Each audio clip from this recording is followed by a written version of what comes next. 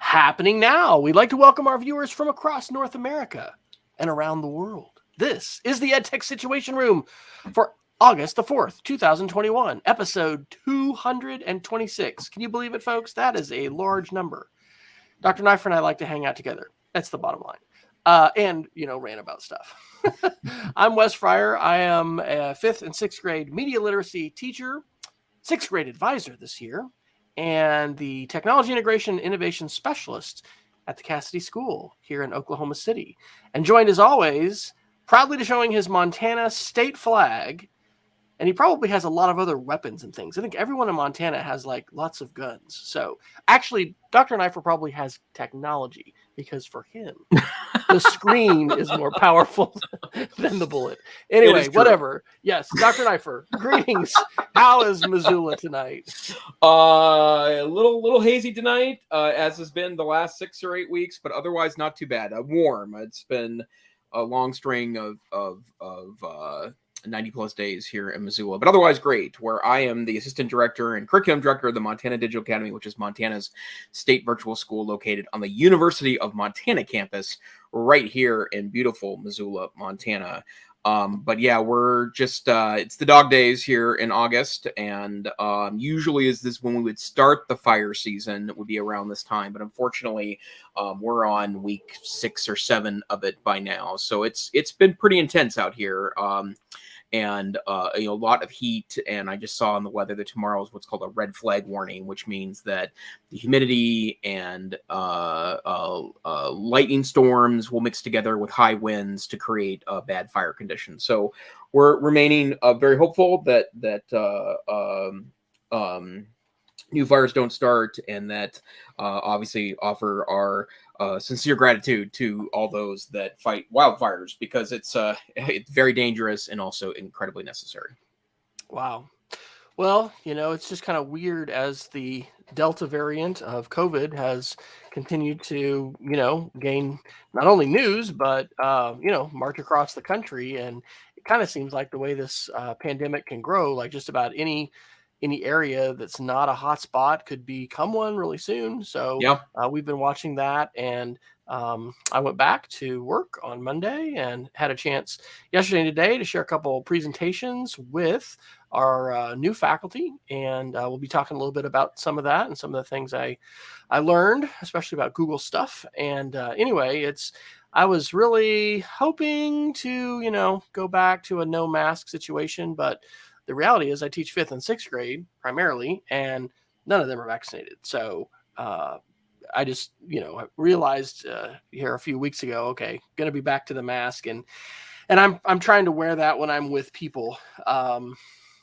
So we'll have to see. I think there's a lot of schools. Our daughter just moves back tomorrow to university, to the sorority. They don't start for a couple weeks, but it's kind of a little bit like last year, where you're like, schools are waiting to see what other schools are going to do and announce, and how that's going to be handled. So yeah, kind of crazy.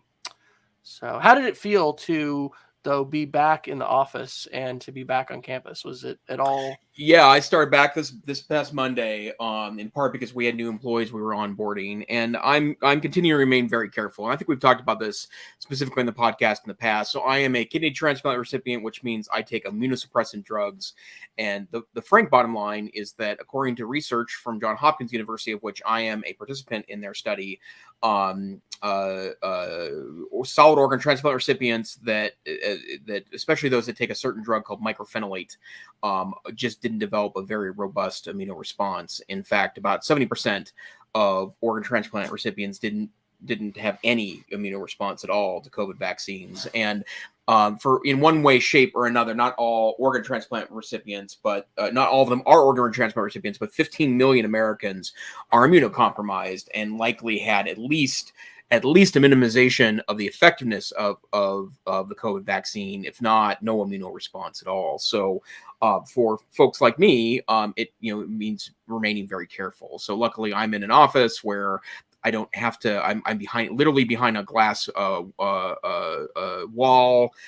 We have. I'm in a newer wing of the building, so there's brand new HVAC in our department, so I can just mask up, go to my office, talk to people through the window, and call it a day. But it's still COVID's still very real.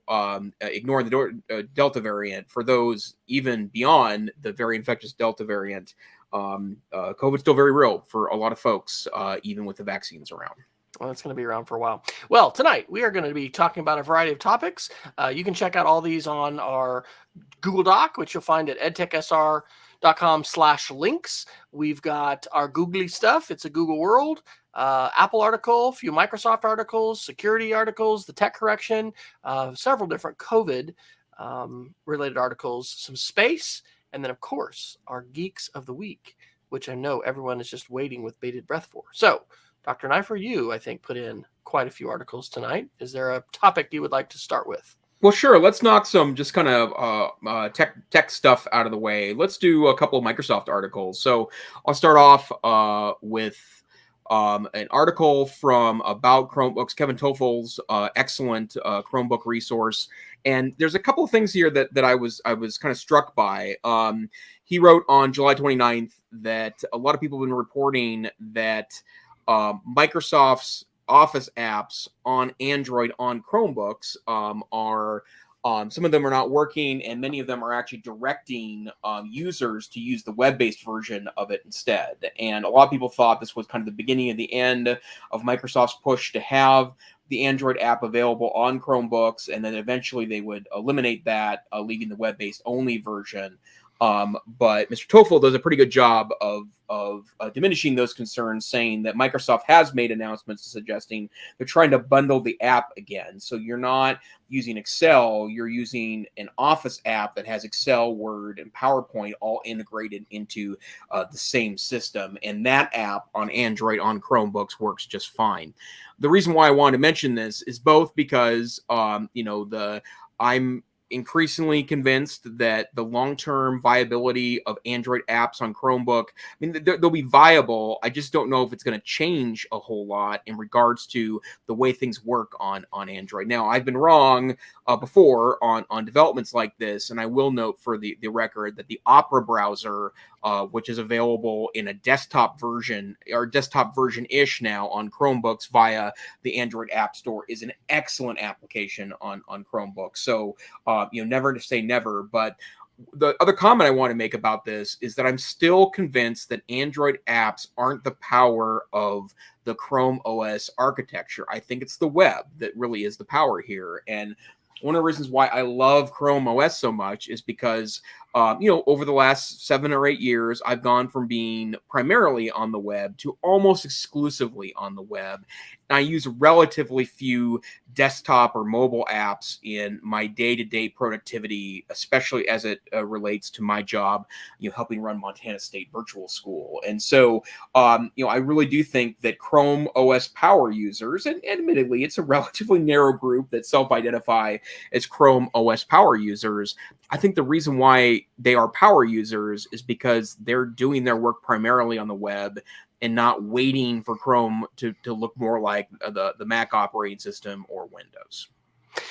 Mr. Toffel has a nice acronym that you may want to talk about related to this. He says you can install those as a PWA, by the way. Would you like to explain for those people that may not know? And I'm also saying that without Googling it. I'm pretty sure I know what that is, but what is a PWA? Progressive Web App is a PWA. And in fact, we've got another article that we'll pull in a moment from Google World. But the bottom line is that you can make an app-like experience. You can actually do this on Mac OS and Windows as well. But a lot of web pages you can turn into a progressive web app, and it will live in your icon bar at the bottom of your screen, and you can open it up in its own window without the bookmark bar and the address bar in it, and it looks kind of like an app. In fact, right now, since I've been back in the office and I have a Chrome OS desktop at work that, frankly, I hadn't used in the last 18 months or so because I've been home, but getting back into Chrome OS this week, getting ready to support kids that are using Chrome OS as part of their participation in my program, I've relearned to love progressive web apps. And so you can install Google Calendar as a progressive web app. You can install Gmail as a progressive web app. You can install actually almost any page can be a progressive web app by just saving the page to your desktop, which is a feature that exists inside of Chrome browsers. And this is going to sound a little silly, but I do a lot of social media work for an organization or two. I even have an emoji dictionary as a progressive web app I've created for myself. And I can't remember which particular one. I think it's Emojipedia.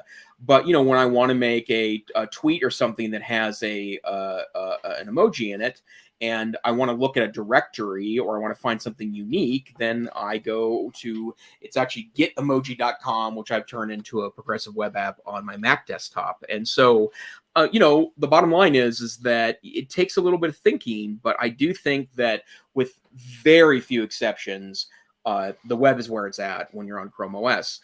I would also note too, I spend quite a bit of time in Office 365 on the web. Still a lot of use for those applications in my professional life. And I find that they are good enough now that unless you're doing really nuanced things, there's a handful of things that still don't appear there, bizarrely don't appear there. But for the vast majority of documents and document creation, the web-based version is more than good enough. And if you take the app full screen, in other words, if you take the address bar off the top, that's F11 on Windows, for example, and take out the kind of browser frame, it looks like Word or PowerPoint or Excel on the desktop app, right? And you have access to it at the full screen. So yeah, I still think the power of Chrome OS is the fact that the web itself is an extremely powerful platform. And I dropped in your link to the Emojipedia and then also a link to Fluid. Have you used Fluid before on your Mac? That sounds familiar. I haven't used it in quite a while. It's still there and it's still taking money, I guess. So I think it's still working. And yeah, that was something I had explored a while back. Same deal, PWA. You'd like to have, Gmail as an app, quote unquote, that you have in your applications folder of your Mac. And you use the Fluid app, in order to create that. So yep, I'm pretty good with tabs. But anyway, I don't know. It just depends on your workflow and how you want to set things up. So it's a cool option to have. Yeah. Cool. And then one other interesting article that is actually kind of Chrome related for me, but I also think it inspires kind of an interesting what if. But Microsoft is rolling out web-based Windows 365 cloud PCs, and there's a lot of coverage on this in the Windows media in the last week. But basically, via the web, you can have a Windows desktop with software installed on it somewhere out on the cloud. They were doing free trials of it, free, I think, no timeout trials, as they're trying to figure out the scalability of that. They've subsequently stopped that because a lot of people were interested, and so they were being a bit overloaded by requests. But one of the secrets that, in fact, this was a tip I gave at the Northwest Council for Computer Education conference earlier this year in my advanced Chromebookology lecture, is that, I do have a Windows PC. Right now it's sitting at home, and when I'm fully back at work again, I'll take a Windows PC at work and do this as well. And there are 4 or 5 convenience applications that work only on a PC or a Mac for that matter, that I can use Chrome Remote Desktop via my Chromebook to, essentially remote into that and utilize that as a kind of a stopgap. It's cheating for sure, right? Because, it's like the guy that's all about Chromebooks and look at him using a PC. It's true, right? That's a bit of a concern of mine. But I also see a scenario where, imagine for a moment that you have a very modest computer or you have an old computer, and you want a fast modern machine. That this notion of cloud-based PCs, I think, are very, very, very interesting. I mean, they're expensive. $20 a month is the minimum for what I would say is a relatively low-end PC. Whereas if you're talking about 8 or 16 gigabytes of RAM and a lot more storage, you're in the $40, $50, $60 a month. At that point, I think it starts to make a little bit less sense. But imagine for a moment, having cloud PCs for teachers so that you control the security on the PC 100%. because it's not a local PC. It's out in the cloud. You can deny people access to it if you want. You can enforce security controls in a way that is somewhat difficult to do if the PC is in your physical presence. I think there's a lot of interesting things about this, and I like that Microsoft's going in this direction.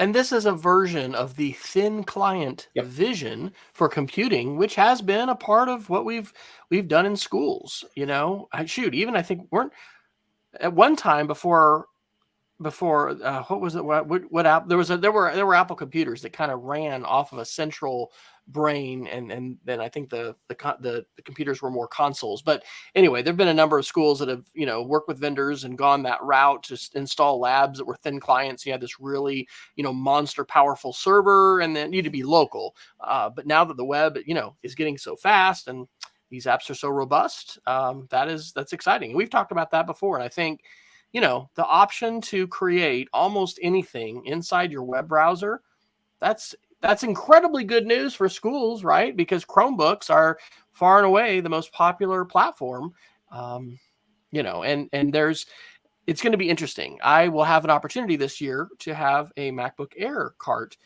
in my classroom, but all of my kids will have brand new Chromebooks. So we're going to test Minecraft both on the Chromebooks, and then we'll see. I know it's going to be super fast and awesome on these Macs, but I'm going to take that as a personal challenge. What could we do on that Mac laptop that we couldn't, do? And of course, iMovie comes to mind, and some of the apps like that. But again, WeVideo and the cloud-based options, there's a lot of them. So that's good news. And I may have to try. I don't know. We'll remember the PWA thing because if you're using something all the time, it could make sense to have that as its own app icon. Yeah. So, all right.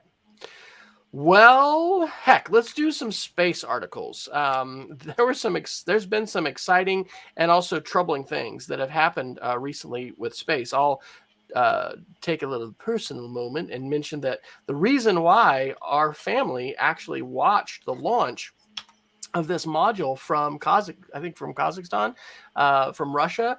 It was this really big module that's replacing something that's been up there for 20 years. That article I just put in is the New York Times from August the 2nd. It was his day off. Then the space station went for a spin.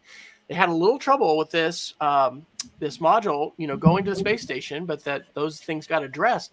But once it had actually locked onto the space station, keep in mind, the International Space Station, which has been up for 20 years, is about 900,000 pounds, and it's like the size of a football field.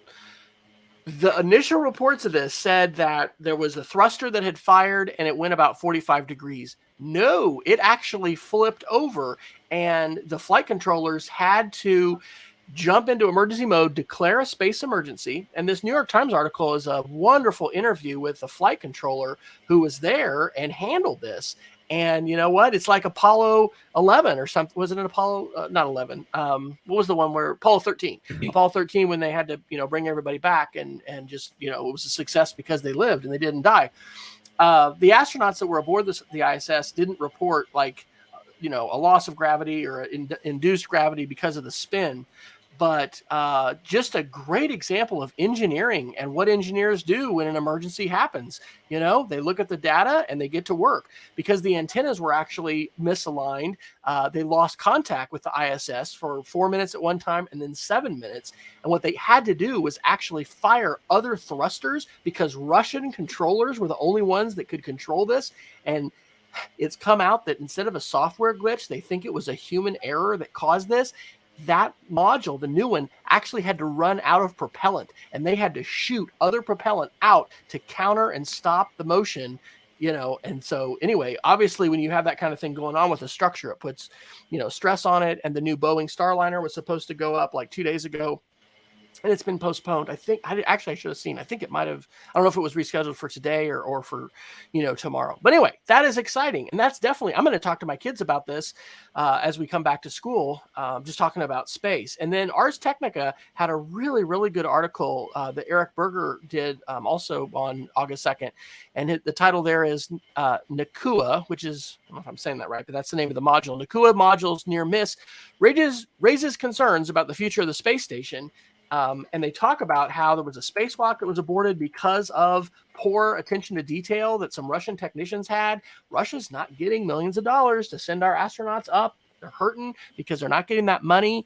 Vladimir Putin is not a fantastic and wonderful economic leader for the nation. And anyway, the space program in Russia is hurting. And so there's some question about whether these kinds of mistakes are going to bode poorly for continued, collaboration. But yeah, anyway, wild to think about being a controller and having this go off and being like, oh crap, we can't even control those thrusters on that module because, they're in Russia and we've got to figure out a way to solve it. So I just think it's a cool engineering sort of STEM, story. And it's also exciting to share space with kids, right? The stuff that's happening, I don't have this article, but SpaceX just, put together 29 different engines on their Falcon Heavy or whatever. And anyway, the stuff that's going on, I saw an ad from Richard Branson, a personal ad to me today on YouTube saying that I could join him in space and I could enter to have a chance to go. And I know there's lots of issues, to insert talks about, Branson and Bezos and all this stuff. There's all kinds of memes and things that are going on about that, but it is really freaking cool that we have more things going on in space. And I think that's exciting. Dr. Neiffer, would you sign up to go into low Earth orbit, even for 30 seconds? Maybe. I mean, I'm fascinated from space from the standpoint of the futuristic look at it, right? But the intermediary stuff is less interesting and less exciting to me. I will say that, I was like most other kids of the 80s and that I was obsessed with the shuttle missions and, very much kept an eye on that as a growing nerd during that time period. But I do think, the space, one of the things that's always challenging about the space conversation, right? And we vastly underfund space operations in comparison to 30 years ago. And one of the reasons why is because I think the space program has been strained to articulate a message about the importance of it. And I have no doubt that there is incredible amounts of information and technology development, and then ultimately resources that we could utilize by kind of finding out what's next there. But I do find the kind of era of private space travel to be super interesting. And while a short trip into low Earth orbit isn't all that interesting to me, I would guess that we have a realistic consumer available trips and opportunities to stay, lengthy amounts of time in space and in the future. All right. What article topic would you like next? Well, let me do a quick Mac one, and then let's jump into the long list of Google articles. I just saw this article the other day, and it reminded me of something I heard a couple of years ago. But iPhone Hacks reported on June 30th. There's been some random reports that are becoming a little more consistent that the displays on M1 MacBook Airs and M1 MacBook Pros are cracking without any visible reason why, right? Like there isn't an impact on the outside. It's not dropped. Nothing is going into the screen or being dropped onto the laptop itself. And, so far, so many of these devices have been sold. In fact, Apple had an earnings call, I think it was last week, where, their Mac sales have exploded in the last year with a lot of people excited about the new M1 chip. But the reason why this article meant something to me was that I've known more than a handful of people that have gone around for years with a crack in their display, thinking it wasn't worth their time. But what I would tell you is, especially these early days, since the M1 has only been out for 8 and 9 months now, you should consider, if you end up having a cracked display, take it to the Apple store and have them take a look at it, because oftentimes, especially with new devices, like newly released models of devices, Apple has instructions out to Apple stores to gather damage that they either haven't seen before or only seen rarely, and offer an exchange, even if you're not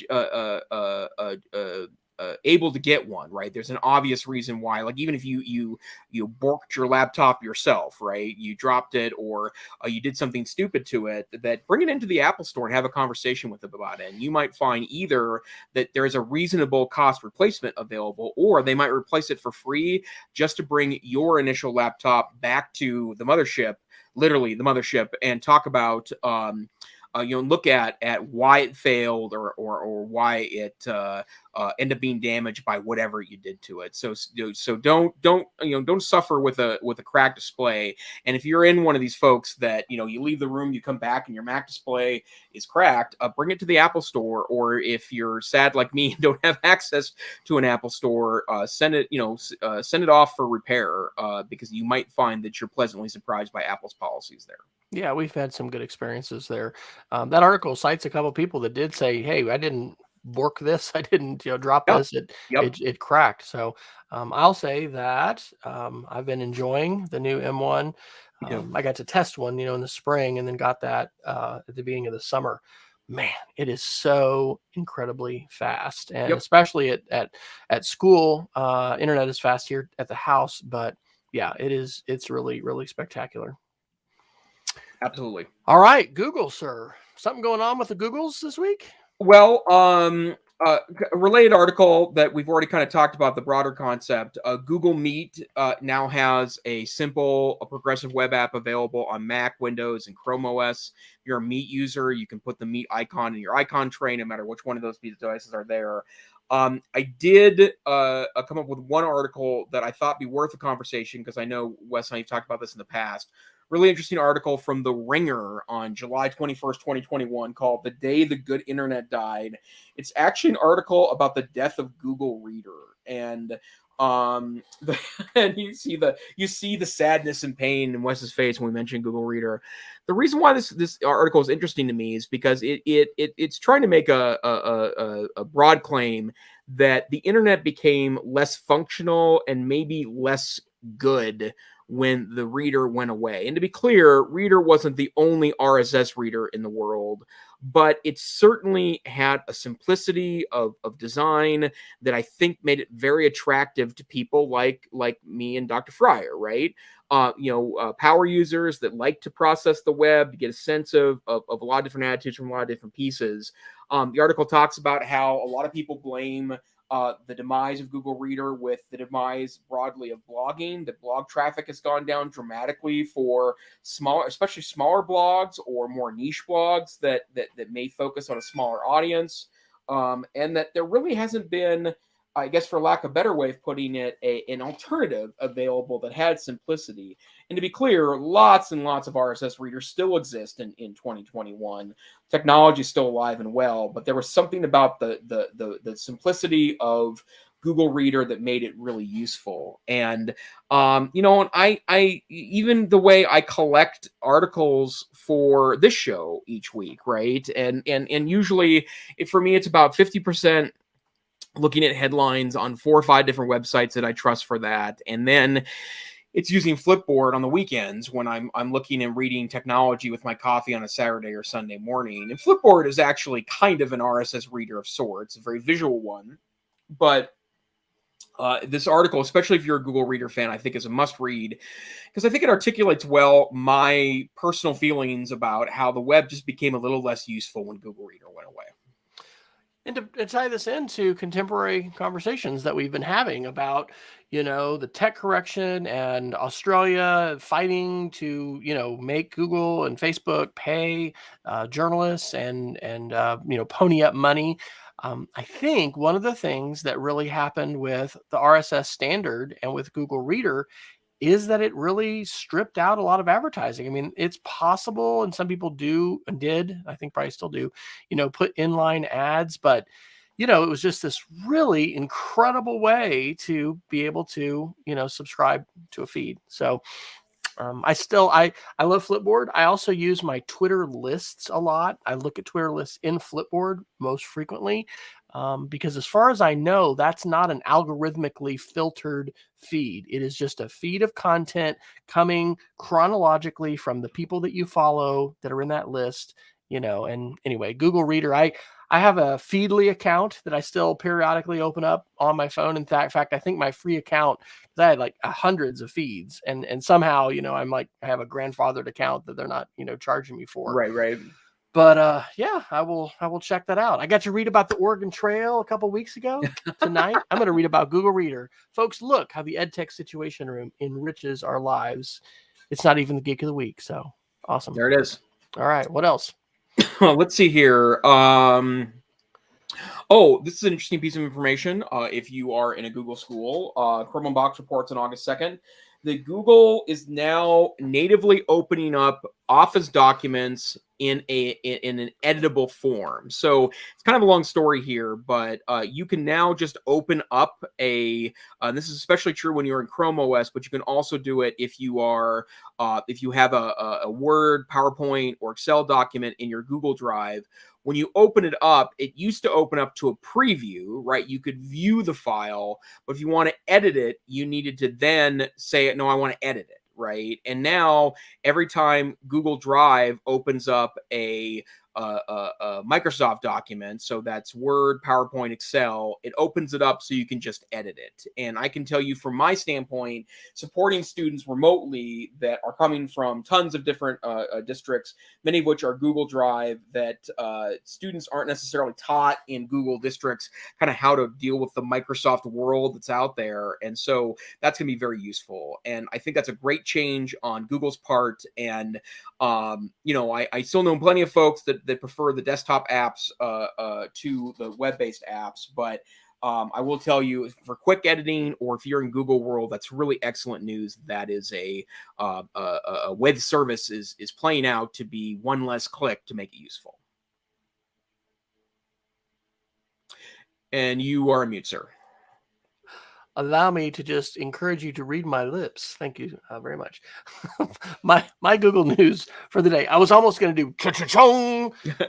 This is my breaking news. And it's not that breaking because the article, first one I'll share, is from June. But major changes are coming to the way that Google Schools, which is now Google Workplace for Education, I think, instead of Google Apps for Education, have content restricted for students who are under 18. So I'll talk about a presentation I shared for my Geek of the Week, but I really couldn't find that many articles. This article from the Tribune is like this newspaper in India. It's tribuneindia.com, which I'm not really familiar with their work. But anyway, they covered on June 30th this upcoming change, which they put in bold. On September 1st, 2021, students under 18 in K-12 schools can only view YouTube content assigned by teachers. They won't be able to post videos, comment, live stream, or even cast on TVs using a school-managed Google account.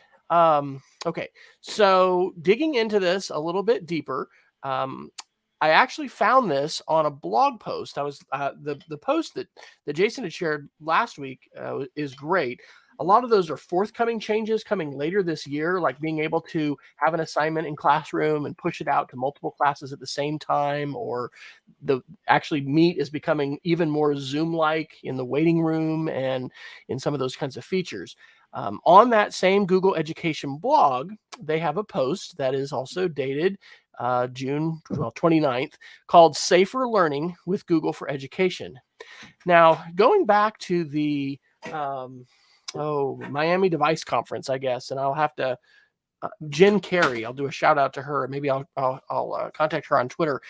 There was a friend of hers in Florida who was doing a lot of stuff on internet safety, but terms of service agreements, and the heck of a lot of schools really kind of ignoring terms of service and just letting kids use all kinds of tools and resources regardless of whether they had parent permission or not.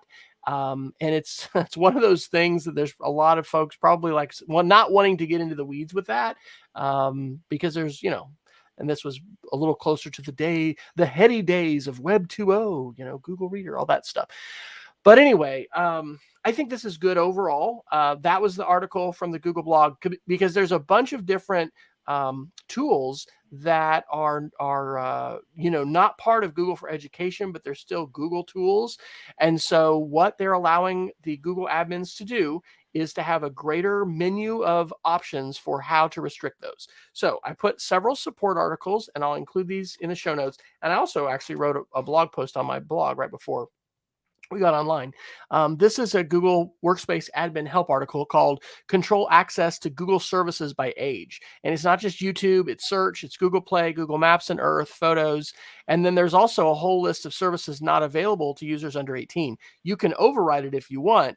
But for YouTube, you are able to, decide under 18, do you want all these restrictions to go in place? If you do nothing, if your organization does nothing as of September 1st, all of the quote students, and that's a tag that comes from Google Classroom, because you're either a teacher or a student based on what you're doing in Google Classroom. You can't create classes or be a teacher unless you're tagged as a teacher. All of your students are going to be, I think, facing the most restricted level.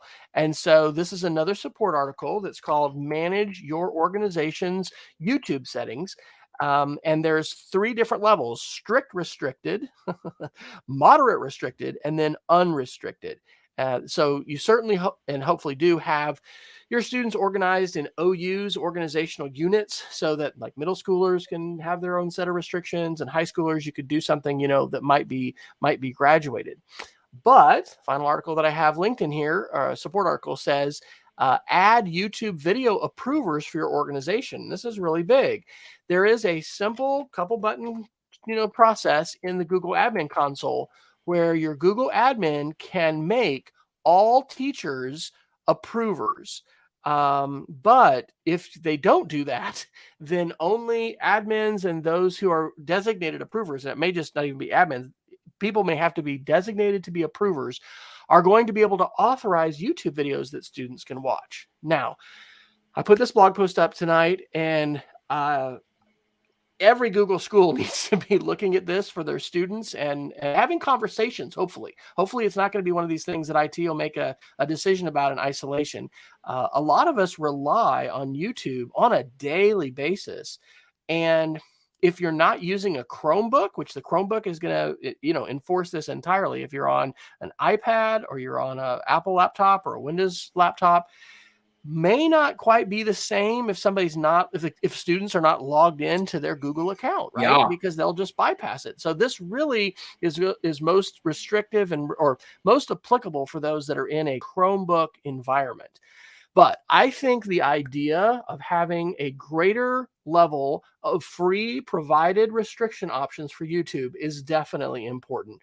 There are wonderful, wonderful videos and content on YouTube. There's also stuff that is really, really problematic. And so we've gone around and around with filters. I was the tech director at our school for 4 years. And before that, in different schools and organizations that were dealing with it and trying to find filtering solutions that would address it. And Google's gone through different iterations. So, Dr. Neiffer, any of this news to you? Do you think this will be helpful and interesting to Montana school?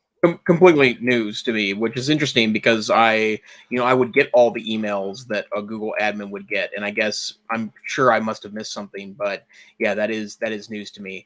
I guess this may be controversial what I'm about to say. I hope it's not, but I'm sure that some folks would take at least some exception to this. But the bottom line is that I have no problem with completely blocking YouTube all you want to, but teachers should have the say in which videos get unblocked, right? Like, I do think that there's a lot of content on YouTube that is that's questionable for students of certain ages, right? Even things that are relatively harmless, right? But like, how to set up prank videos, for example, maybe something that is appropriate for a 16 or 17-year-old may not be appropriate for a 9 and 10-year-old, that sort of thing, right?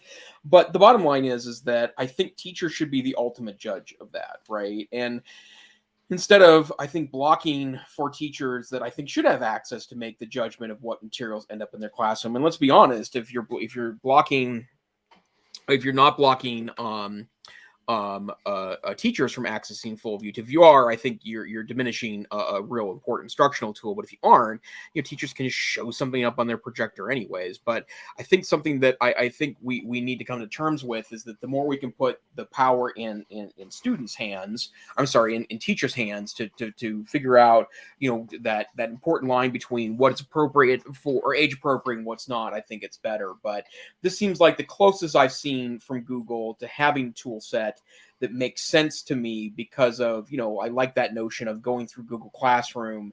You can approve videos that way, right? I think that makes a lot of sense. But Wes, you come up with an extremely good example of something that if you are on a device and you're not signed in to your Google account on however you're accessing YouTube there, for example, an alternative browser, you're in Firefox but not logged in, et cetera, et cetera, et cetera, it could create, I think, a real barrier to access to those resources. Or just a way to bypass it. Students are just going to be able to use an alternative browser and, boom, off they go. Probably, let's see, 2012 to 2015, I was in Yukon public schools. And at the time, Yukon was using light speed content filters. And there was a tool that they used. Was it called something My Big Campus, I think it was My Big Campus. It was an LMS. It was free if you were using their filter. And at that time, if a teacher added a YouTube video into their course, it would automatically be unfiltered for all students in the district on the filter, because the filter was working in tandem with the learning management system. Those are the kind of solutions that I've seen schools and districts work with in the past to try to address this. Well, I guess she's not there anymore, but my sister-in-law was a librarian at Allen High School, which is I think it's the largest high school in Texas. It's got over 5,000 students. And it was only in the last 2 years that they unblocked YouTube for students. I mean, they had it completely blocked for high school students. Kids would just get on their phones and go and do whatever they wanted. But anyway, and that's not just to throw Allen High School, completely under the bus. There are other schools that have done this. We've talked, ad nauseum at length in past years about balanced content filtering and trying to encourage, schools not to be draconian with this. I think that these announcements by Google and these changes are positive. They certainly require conversation and collaboration among not just school administrators, but teachers as well, to have input into this. And anyway, the article I'll share, that is a Geek of the Week, goes through that. And if that can encourage you to have some conversations in your school, like I said, these restrictions, according to all this documentation, they go into effect September 1. You have to decide to change some of it, but all of your kids will be restricted. All of them will be marked as under 18, and you'll have to go in, or your admins will have to go in and make changes for it. So it follows along with what we continue to see in technology and IT, that's more power to restrict content and to, surveil and to observe, is sort of given to the central authorities. But, in schools, we're different than businesses and other organizations. Filtering is important. It's required by E-rate, and it's just, it's a moral obligation to have some filtering in place. I think not only at school, but at home as well. But how draconian and how severe you get. And to Jason's point, we need to empower teachers. We're all about empowering teachers here. And so I hope that they'll be able to have those good conversations. I've started to initiate those at our school, and hopefully this is going to be a real positive. But the schools that are going to realize the benefit of this the most are, I think, going to be the Chromebook only schools. We'll have to see. But I think if you're using a different platform and you want to comprehensively restrict YouTube content, you're going to have to do that in a different way, not just through these Google options. Absolutely. All right, sir. We got about 15 more minutes. Where else would you like to go tonight?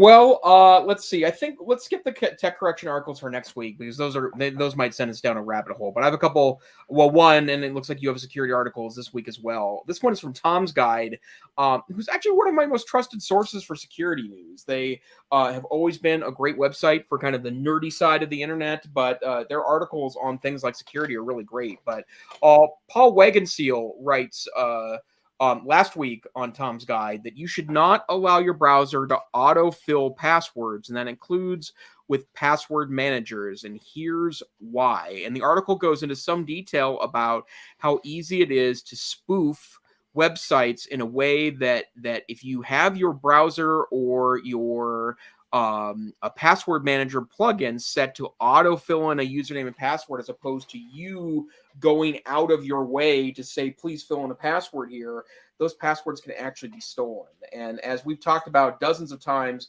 in the past few years, both Wes and I strongly suggest utilizing a password manager. And if you are using a password manager, don't let it autofill the username and password. You should take an initiating step, whether it's clicking the username and password or LastPass actually has a little icon that pops up that allows you to do that. And there's instructions in this article about how to turn off the autofilling of passwords, including instructions for Chrome, Firefox, Microsoft Edge, and then of course our recommended password manager, LastPass. But it's something to be aware of, and you want to always be on your toes when it comes to security. Here's a way that if you are being super secure and utilizing long passwords as part of a password manager, you may want to adapt your settings to make sure that you're safe.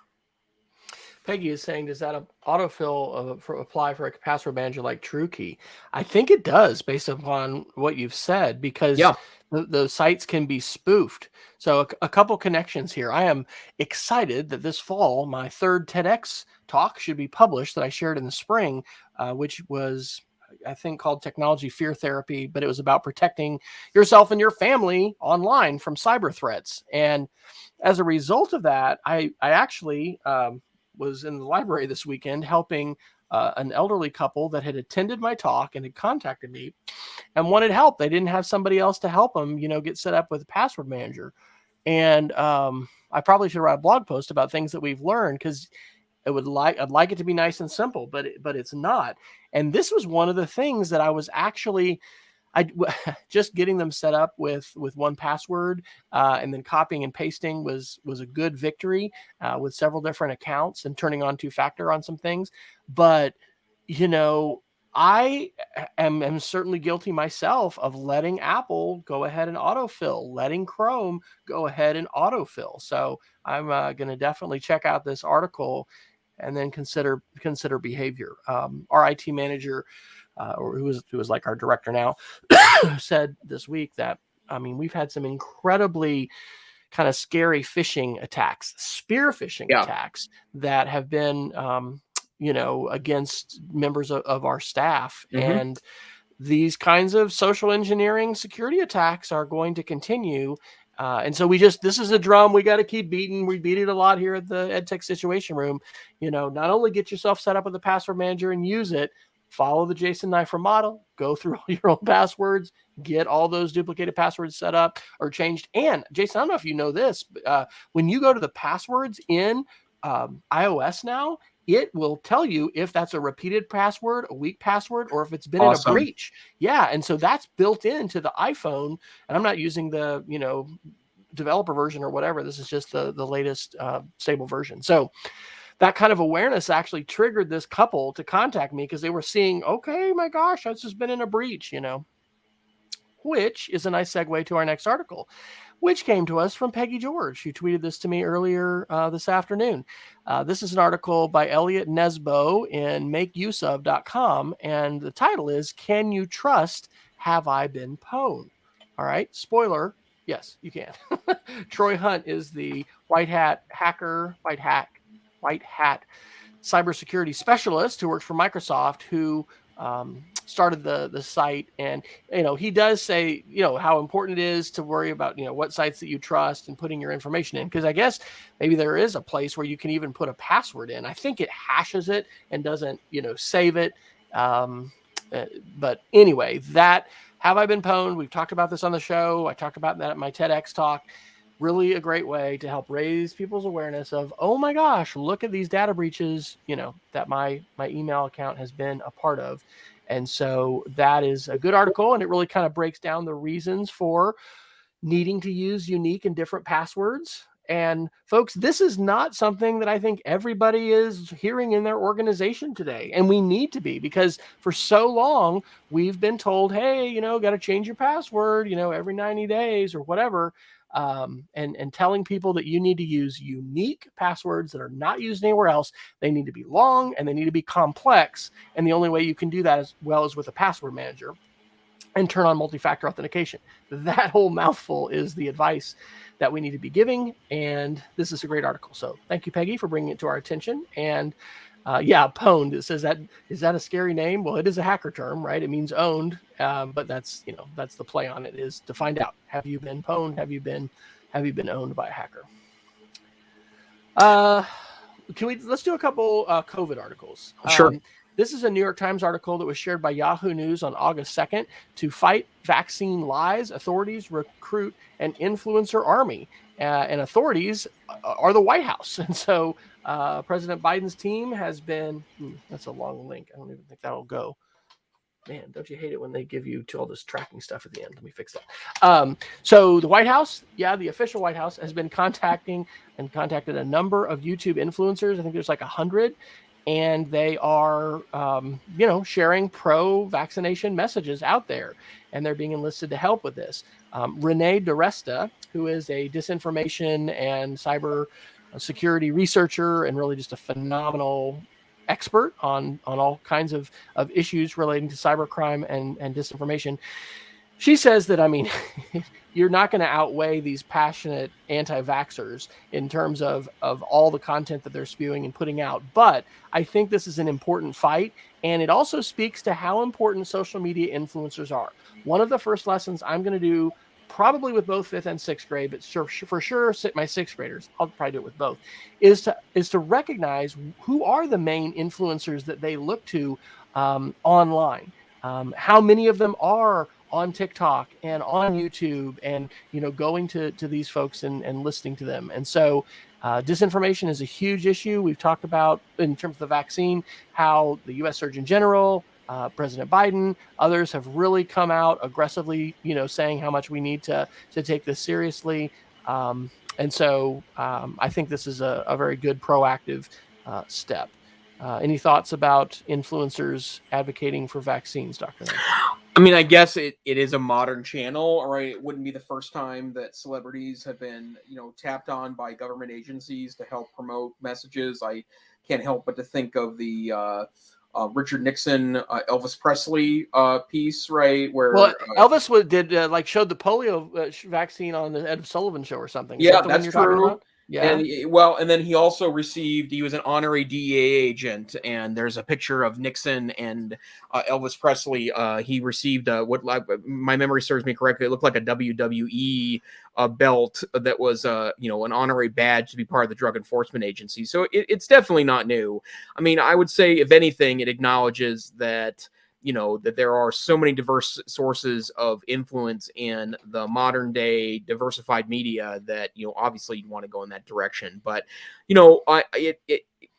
this is a bit off to the side of that comment, but just remember that influencers may or may not be disclosing that they are being influenced by others, sometimes for financial reasons. My guess is that the mainstream influencers that were under contract by the United States government probably did disclose that because they had strict terms. But, it's I do laugh when I've been spending a lot of time on TikTok. I think it's a pretty delightful app. Maybe that's bad news for me based on the security concerns from a year ago, but it's pretty interesting place. But I always laugh at the number of teacher influencers that are suddenly hawking products that, like they weren't really product hawkers before. And they're suddenly like, look at my new this, and that. And I was like, please disclose. Absolutely. This is an ad per the Federal Trade Commission. Yep. But just remember that just because they're popular on a social media platform doesn't mean necessarily this is their own opinion, but that's always been true, right? Celebrities have been asked to pitch items for years. Drew Carey, in his book that he wrote, this is 25 years ago now, talked about that in a chapter when he's talking about the ridiculous money that celebrities get, He said that the day his network TV show was picked up, someone from Nike came and put a business card in his pocket and said, "Give us a call if you ever need any Nike gear. All he needs to do is wear it, and it keeps showing up again," right? So there's a lot of subtle ways that celebrities are utilized to get us to do stuff. So this is just the new version of that. Wow. Well, this is one kind of concerning the future of work, which we sometimes see articles on the show from Dr. Neiffer on this topic. This is from Ars Technica on August the 1st. Big tech companies are at war with employees over remote work. Now, not all companies. Twitter has gone ahead to say, hey, guys, you can stay remote and don't need to come back. But Apple, you mentioned the spaceship or whatever, their huge new complex. Google, the companies have made huge investments in Silicon Valley. It's expensive to live in those areas. And these companies want their employees to not stay at home forever. And so this is a pretty interesting article, and it'll be interesting to see how this plays out. Our son is working for a defense contractor, down in Houston, working at the Johnson Space Center. They've gone back to some in person. They were kind of on track. They thought maybe to do a 50%, in the office and 50% out. But, with Delta and stuff like that, I think they've backed off of that. But it's just fascinating because there are a number of folks who can document higher levels of measured performance when they were at home, during the pandemic than they were being in the office. My sister actually is somebody who had wanted to work from home for a long time, and because of the pandemic has been able to do that, and it's worked out great, and she wants to keep doing that. So she is not alone. There are literally millions of people out there who want to continue to work remotely. And so to bring that to an educational standpoint, let's remember again how we don't need to throw out every lesson that just happened with remote learning in the pandemic, because I don't think we would have ever imagined our son was going to graduate from college and then spend 2 months in a windowless bedroom back with his parents, coding for a living and never meeting anybody in person except, he met his boss in the summer, on one flight when he went down. But, when I worked for AT&T, I think I met my boss. I lived in Oklahoma City, still do, and he was in Topeka, Kansas. I think I met him 3 times, and, once was on a golf course. It's just remote work is something that a lot of people have done. And so anyway, this is real interesting. So do you have a crystal ball for how this is going to play out for the Googles and Apples that really do, Jason, want their employees to not stay at home and to come back to the office? Well, I think of it in terms of compensation, right? Like if you compensate people enough and say we only utilize face-to-face employees, people will come back, right? And what I would say is that I like working at home a lot, but it's also not a panacea, and I've enjoyed being back at work. And there is a lot of impromptu things that can happen when people are in the same physical space. That doesn't mean you have to be in the same physical space all the time, but I think there's merits to both models. But that said, I do think that there is a large contingency of people that otherwise have white collar jobs that there's really no need for them to be in a physical location to complete their job, that probably will want to stay home after all this is over with. And that's one of the many questions that the post-COVID era, and we're certainly not in the post-COVID era, but certainly in the post-COVID era, we're going to have to figure out for ourselves. Last article I've got under COVID is a Washington Post article.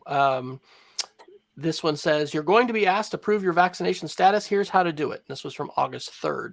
Basically, in the new version of both iOS, I think, and Android, I know for iOS, there'll be a built-in way to have your vaccination status here. You can certainly just take a picture of your vaccination card. And if you haven't done that, that's a good thing to do. There are some apps that you can download.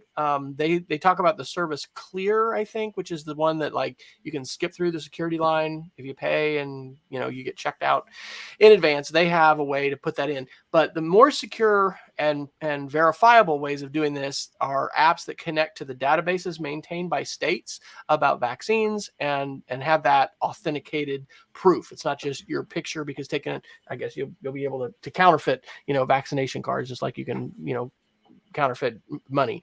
But I thought this was interesting, and I don't know if this is right or not, but it says don't call it a vaccine passport or something like that. Anyway, that people from a privacy standpoint, people getting up in arms about this, but it's going to be interesting, right? I mean, even now, like, I don't think because of HIPAA, and this is hopefully something that will get clarified for us real well at school. Like, I don't think you can go up and ask a kid, hey, have you been vaccinated? I don't think you can ask them that. I don't think you can ask an adult that. So anyway, in this next stage of COVID, that may be something that we'll need to do, is to use technology to prove our vaccination status. And I think it is good that, driver's licenses and, forms of identification that are recognized by airport security, Homeland Security, you're going to be able to do all that kind of stuff on your phone. My sister was here last weekend with her family and was commenting, like, the only reason she carries more than her phone is because she has to have her driver's license. Well, if police are going to be, and your phone is charged, you can show them your phone, you're going to be able to do that. Of course, you're going to want to show that without unlocking your phone. And anyway, we won't go there, but interesting. These devices have so much information, so gotta protect them well. Well, I think we need a Geek of the Week. We're almost to the top of the hour. Sure. I just have a quick one to share. GeoFS is a web-based flight simulator, and I lost an hour to it this past weekend, which is the reason why I'm sharing it with others. But there's a free version, utilizes Microsoft Bing Maps, so you can literally fly over, a lot of different areas with free airplanes. There's an advanced version that costs, more money, and you can also get high or HD satellite photos to fly with. But if you like to play around in virtual airplanes, geo-fs.com. The first flight simulator I ever played was on an amber screened Zenith 286 computer, and you were trying to land this little peninsula off of Chicago, which I guess that airport got destroyed by Daly, and anyway, crazy. Don't have a lot of flight simulator experiences, but amber screens, I'm just flashing back to them. I mentioned my Geek of the Week already.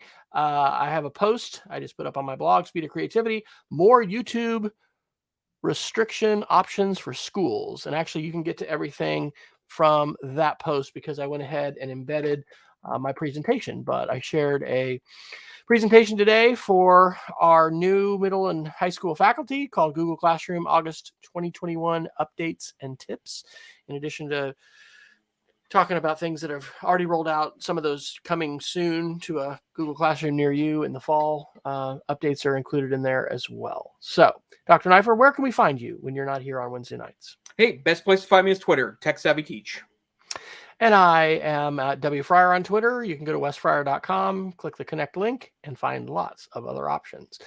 So we want to thank you for attending. Thank you, Peggy, for joining us. We encourage you to check us out online at edtechsr.com, anywhere that you get a podcast. Hopefully you can find the EdTech Situation Room. Our show notes are curated on each of our episodes, and you can get those on the episodes on edtechsr.com, but you can also see the links, which we generally, we did tonight, don't talk about all of those, and those are on edtechsr.com/links. So until next time, we encourage you to stay savvy, stay safe, and get that password manager going. And talk about YouTube at your school. We'll see you next time. Good night.